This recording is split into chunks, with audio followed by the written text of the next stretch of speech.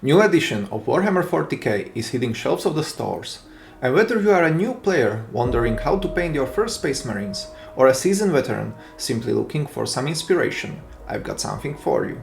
So come and join me at Ollie's crafting table.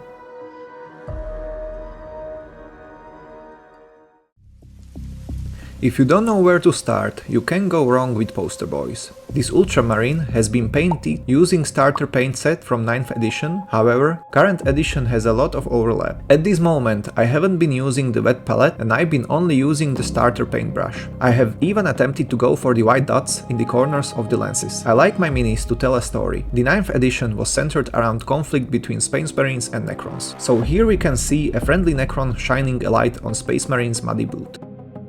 The lighter blue has been applied by a sponge to break the monotony of flat panels and introduce some textures and battle damage. And the Ultramarine is finished with red chainsword. I vividly remember I just couldn't resist to open that brand new pot of Mephiston red. This is a realistic example of what your first Ultramarine can look like without any prior experience.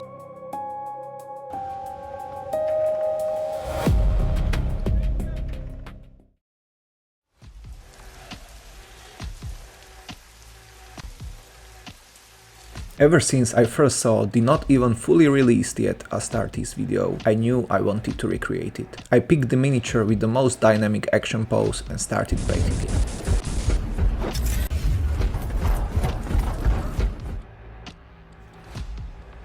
To break up the monotony of the model, I painted the heavy bolter's barrel to look red hot. I even painted the cracked lens of the main protagonist to match the scene from the animation. This Retributor Marine is finished with freehand markings on the right pauldron and helmet.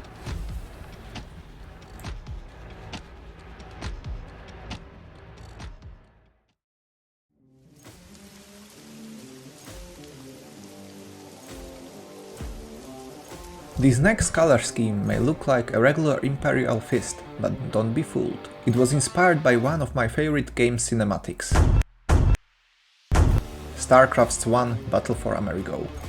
This Marine is wielding a chainsword with hazard stripes and has been awarded a red iron halo to break up the monotony of the paint scheme. Yellow armor is notoriously difficult to paint, but Everland Sunset made the process much easier. I love the look of the heavily weathered armor and the friendly Necron rising from the ground.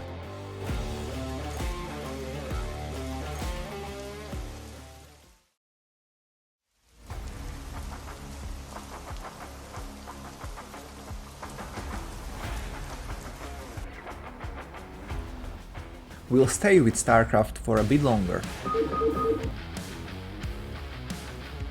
The upper part of the Aquila on his chest has been painted gold to mimic the lights on the Marine's chest. The lenses and the side of the helmet have been painted white to match the markings on WarPig's armor. I love the contrast between the matte and metallic panels in this color scheme. And with the muddy based finish, this Marine is ready to slay some Xenos.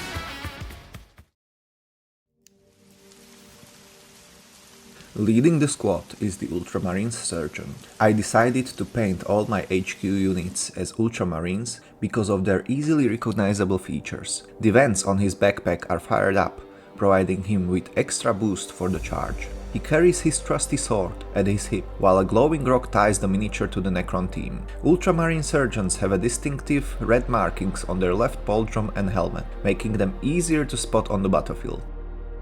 His armor is also weathered, this time with deliberate scratches and dents. This miniature perfectly captures the battle-worn look I was aiming for, while still standing out as the leader of the squad.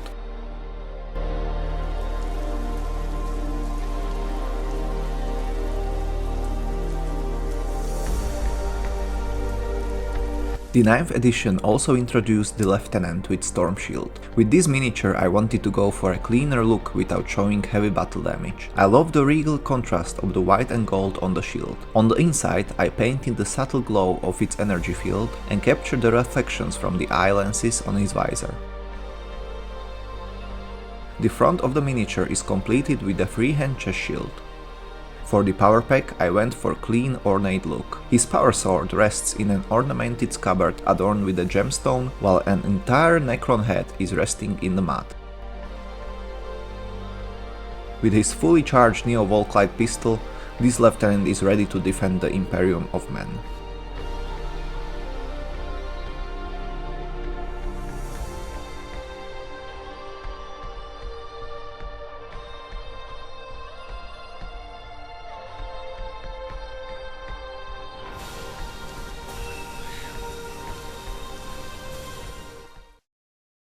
Time to move on the regular Intercessors. Although this color scheme is canonically associated with the Soul Drinkers, I simply love the contrast between the rich purple and gold. I also added the molecular bonding stats on the pauldron, a detail commonly seen during the Horus Heresy era and usually associated with Mk6 armor. This Marine is equipped with a Stalker bolt rifle. I like this scheme so much that I decided to paint both of my Grenade Launcher Marines in these colors.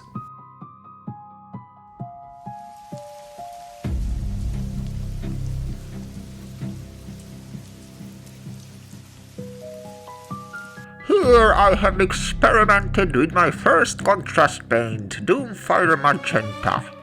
I also decided that both of my grenade launcher operators would carry handy key and this dingly-dangly bit from the right pauldron to protect against demons and bad luck with hit rolls. With eyes that look about as starred as mine while narrating this video, this Marine is ready to blow stuff up.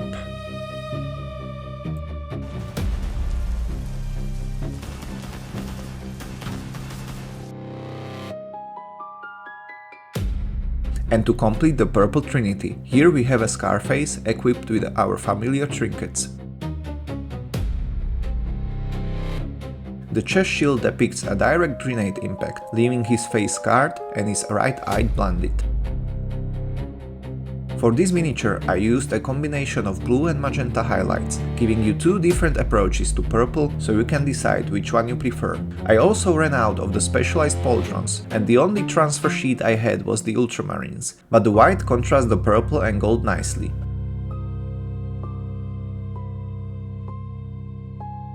Battle scarred but unbroken, he is ready for his next deployment. Say hello to my little friend!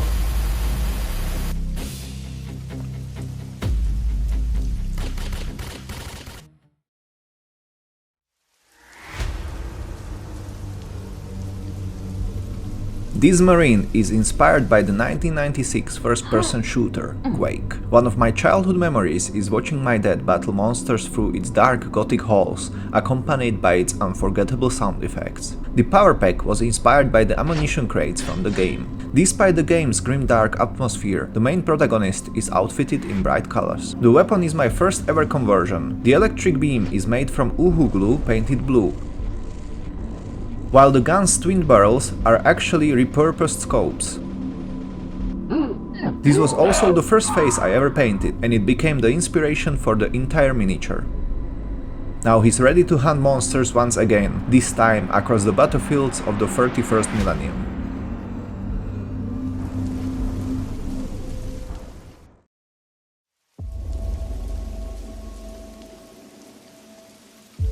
I have to admit, I'm not the biggest fan of Macrage Blue's purplish hue, so I decided to experiment with a different approach. This color scheme was achieved by combining Lorden Blue with Runefang Steel, giving the armor a unique metallic finish. His backpack vents are lit up to complement the bright red helmet and sergeant markings. Armed with Stalker Bolt rifle and standing on a custom base made from sand and bark, this sergeant is ready to lead his squad from the front.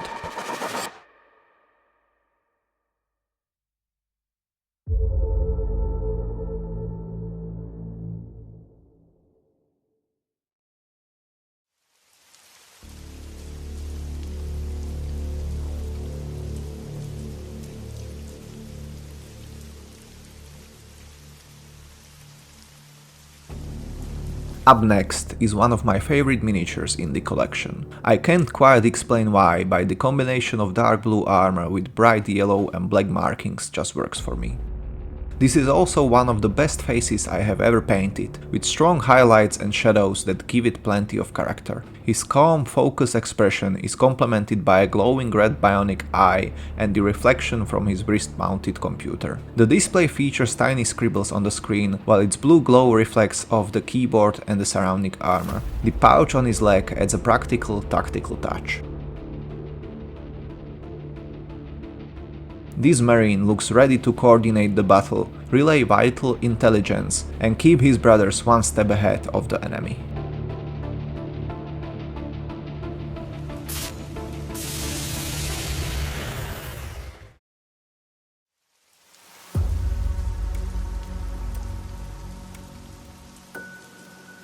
I've heard you liked vanilla ice cream, so these two color schemes are for you. Although, as it turns out, not all vanilla is the same. The first Marine gives me Space Marine 1 vibes.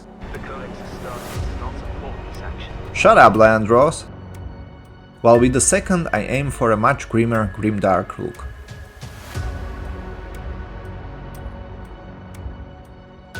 The scheme on the left was achieved primarily through dry brushing, whereas the one on the right relies on a heavy Nuln oil wash.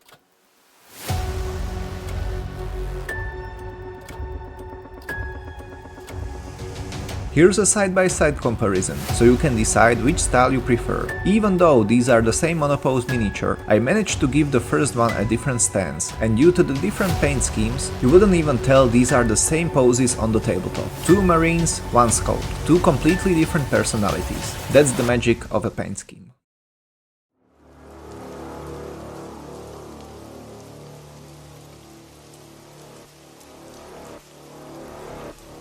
Leading the squad is another Ultramarine sergeant. This time I felt confident enough to paint the face and even attempt the pupils. I wasn't happy with the result, so I covered my mistake, quite literally, with blood. The streaks on the chainsword were painted deliberately to create the illusion of natural wear, while the glow of the plasma pistol provides a striking blue contrast against the armor. Lesson learned: no more painting pupils.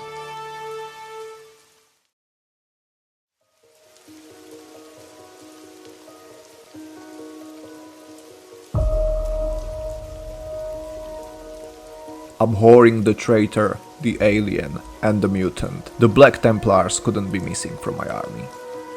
The red markings on both shoulder pauldrons designate this Black Templar as a close support specialist. The tabard and candles were sculpted from the air-drying clay. They turned out well, but I would recommend using epoxy putty, better known as green stuff, for this kind of work if you have it available. This Templar is an initiate, based on the black trim of his pauldrons. He has also chained his weapon to his wrist, a symbol of the Black Templar's unwavering devotion to the Emperor. Although it was quite fiddly to make, I think it was worth the effort. Here's a side-by-side comparison. The weathered armor was created by stippling metallic paint over a dark base coat. The Black Templar crosses were painted freehand, and the transfer marking indicating the battlefield role was carefully painted over with black. With fate as his shield and hatred as his weapon, this Black Templar is ready to purge the enemies of the Imperium.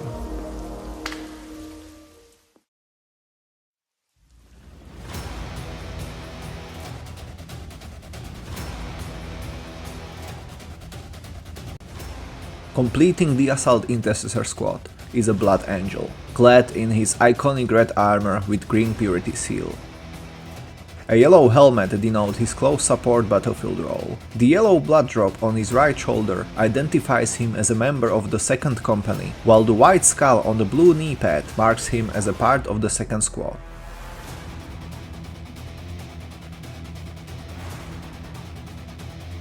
Noble yet relentless, the Blood Angels combine unmatched artistry with devastating skill in battle. This battle brother stands ready to bring the Emperor's wrath to any foe who dares to threaten the Imperium.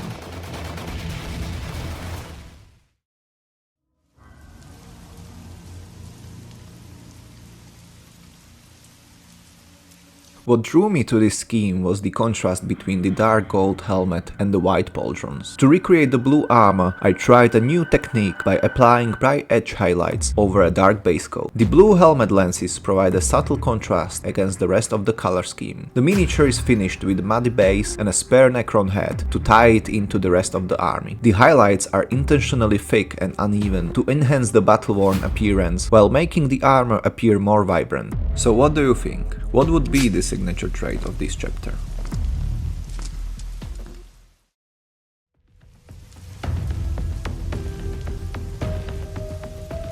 I love the heavily weathered look of this miniature.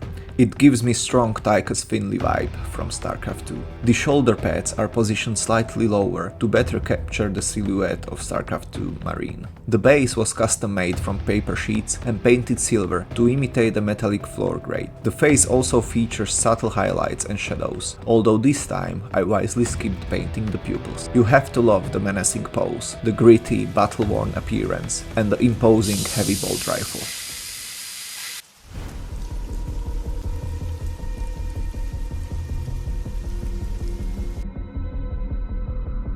Leading the squad is the Sergeant, clad in more ornate yet still battle-worn armor. His red helmet hangs from his waist, revealing a calm, determined expression as he scans the battlefield for threats ahead. The face is painted with simple color palette, but the subtle highlights and shadows bring out his sense of leadership and composure. A true veteran, he leads by example and is always the first to charge into the fight.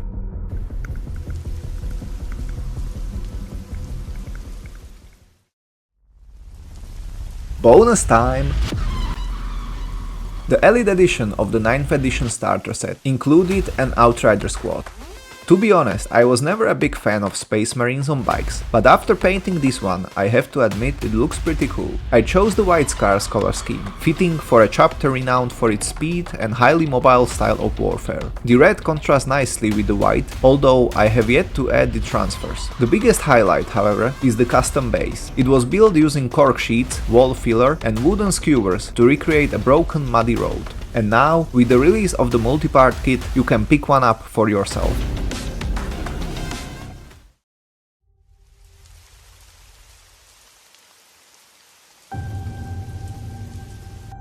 The Librarian is a battle psyker, trained to harness the powers of the war.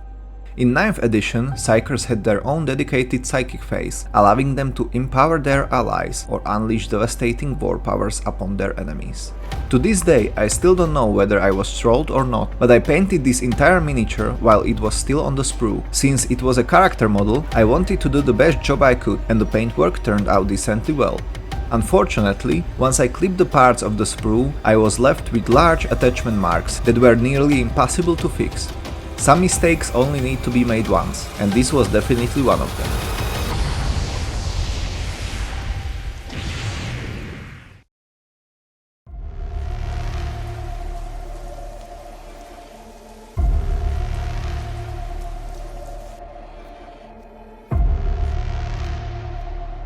To finish off the video, here we have the Infernus Marines. Since I didn't have the dedicated Salamanders green, I experimented with Orruk Flesh and Straken green instead. The Orruk Flesh version follows a clean classic look, while the Straken green version aims for a grittier Grimdark style achieved through dry brushing.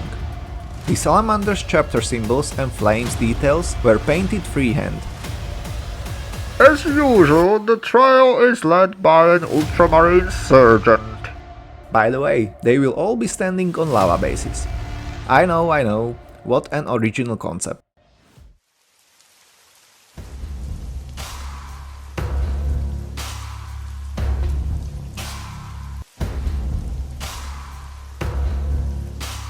Among the greatest assets of any Space Marine force are the Terminators, veteran warriors, clad in tactical dreadnought armor, each one fighting like a walking tank.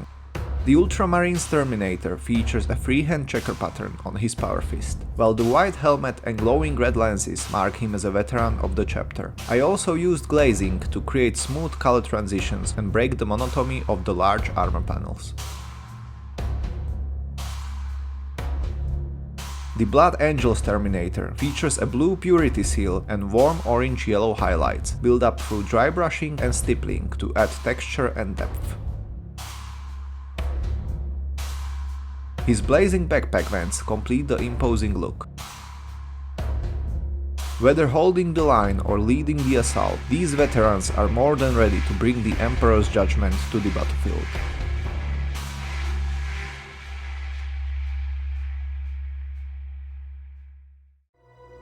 And there you have it, inspirational color schemes for your armies. This video took a long time to produce. I'm new to talking to a camera and video editing. So if you like this video, please hit the like button and let me know down in the comment section what was your favorite color scheme. And thank you for joining me at Ollie's crafting table.